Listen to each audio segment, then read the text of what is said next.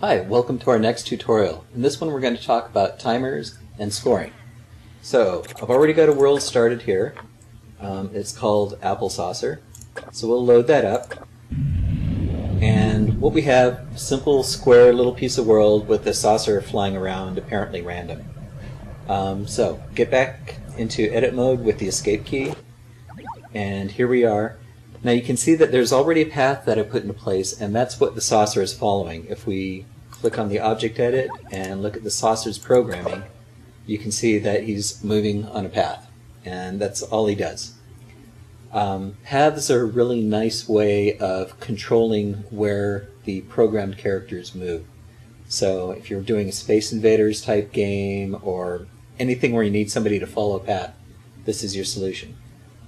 What we're going to do first is we're going to have the saucer, let's say every 5 seconds, create and drop an apple. So down in the next line we can use the timer for this, and we'll say timer, and then we have to tell it how many seconds to wait. And I said 5 seconds, so we'll choose 5. And at the end of that 5 seconds, what we want to do over in actions, there's the create, and we will create an apple. And let's go ahead and make it red, just because red apples are nice. So now we can go back out of the editor with the escape, press the run button, the saucer goes back into its flying around the path, and every 5 seconds it creates and drops an apple. Okay, so now we do that. Let's go ahead and add another character that chases down these apples and gets points every time he eats one of the apples. So, escape to get back into the editor. I'll pick the object tool and I will create a cycle because it looks a lot like the scooter I ride. So, right click on the character, bring into programming. What we want to say is when he sees an apple, we want him to move toward it,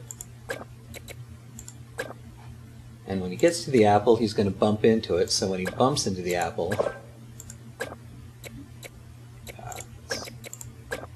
we want him to eat it.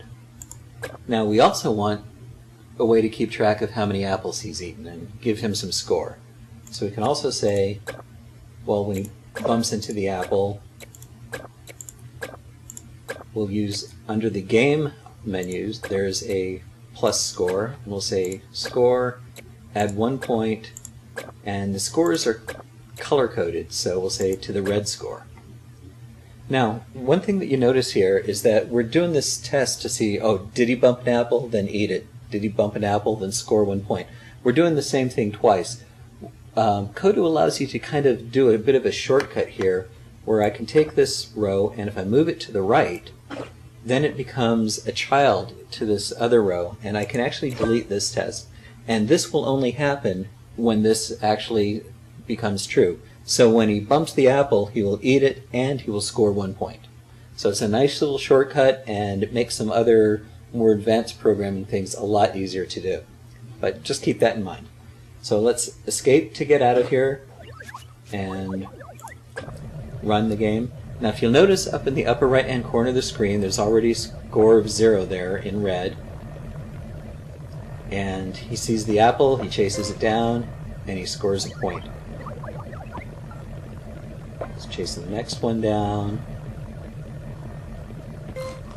1 more point, and he's just sitting there because he doesn't see any apples. Oh, there he does. So let's go back out, and one thing I forgot to add, which we saw in the previous tutorial, was that if he doesn't see anything, we want him to just wander. And that way he won't get stuck in any corners because he's facing away from the apples. Now, to make this a little more interesting, let's say that sometimes we want the saucer to drop green apples. And green apples are poisonous, so those take away from your score.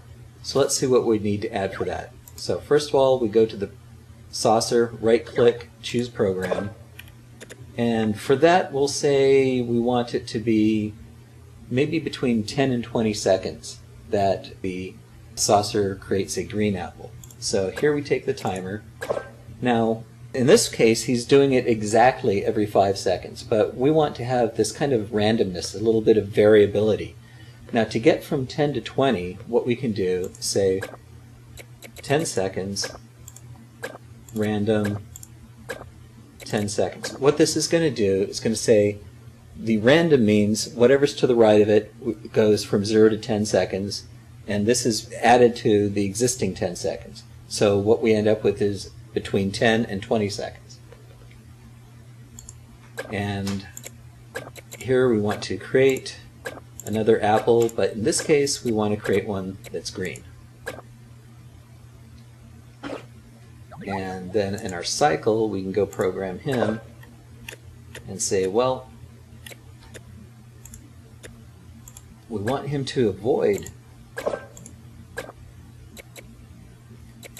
the green apple. So if we see a green apple, we want him to move to avoid it. And if he happens to actually bump into it, we still want him to eat it.